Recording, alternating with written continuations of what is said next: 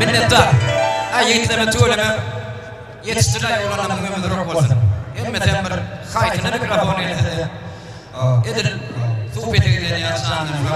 Öz halkına hizmet etmek geldi. Öz iyiliğine hizmet etmek geldi. Meleğine bağlı meydana dökmek var. Yolmalı parakat, arka dağılın hayatına. Gidelim milletimin, bunun atacağının, toyunun, başlarınızın şeyini edin başlayıp durun. Baktım şunu yani. Yöne yaşayış devam edin. Atacağını da terbiyenin, eğitmeni, belirtmeni, sağ salmalı. Adam ile adam olmalı. Ulu bilen ular, kişinin kişi ayarı olmalı. Vesile dostlamadım. Kendisi var, köpüsem yok mehvanı. Men atlarını tutup sizi kıynandırmayın öyle Türkmenin hizmet edin dostlamadım hürmetine. Şah Merdan Hedret Ali'nin şoğlu olup adamlar. Aman masayın körpe Muhammed. Körpe düş gördü. Düşününü ölse var yarını doğuşta oturuverir. Emma bu ne tapmak ne gitmek bunun aladası. Ahiri eşedimden kalkından ecemden atamcan. Gidip aşikadır etsin. Gönlüm aşağı 16-17 yaşaktır. Benim beydi. Diydi de eceden kalkından uruşadan. Bedenip beslenip yolun şönle ağalar kavat yerini. Yere uçayımcan yol olsun yine vurdum yerini. Bunları da bahane etti. Onu bir de mi denildim işte onu ruhsat alıp yola düştü. Emma bulan bir yolu birden üçe bölünü. Daş belgeleri ne yazılıptır? Gitse gelir ne belli. Körpüm humma çık, ağalım, bana şu yol verinler deyip gitse gelmez diye yolu rıvanı oldu. Aylar aylanıp yıllar geçti. Ali'nin iki oğlu geldi de Muhammed gelmedi. Hedret Hanım oğlanlarının bağrına basıp var ağla. Muhammed san lirelerdi var deyip 5 kelime söyleyelim oldu.